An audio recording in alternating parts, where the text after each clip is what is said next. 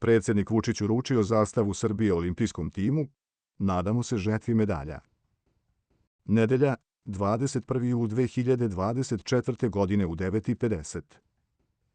Predsjednik Republike Srbije Aleksandar Vučić primio je sportiste i članove olimpijskog tima Srbije u zgradi Generalnog sekretarijata predsjednika Republike i tom prilikom je uručio državnu zastavu odbojkašici Maji Ognjenović koju će s Dušanom Mandićem nositi na otvaranju olimpijskih igara u Parizu.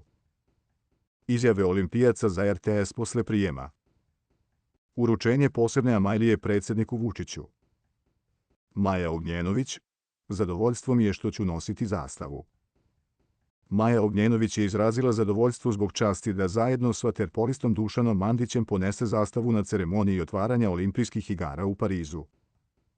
Želim da izrazim zadovoljstvo što je meni i Dušanu pripala čast da budemo nosicoci zastave.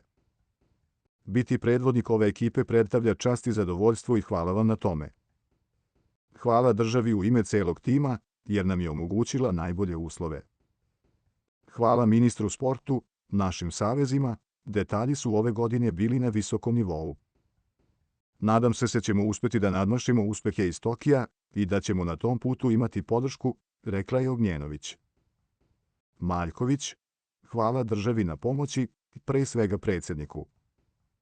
Predsjednik Olimpijskog komiteta Srbije Božidar Maljković istakao je zahvalnost predsjedniku Vučiću na pomoći koju država daje sportistima i sportskim kolektivima. Kad god sam tražio, predsjednik je dao i više nego što sam tražio i to pričam svuda. Hvala državi na pomoći, pre svega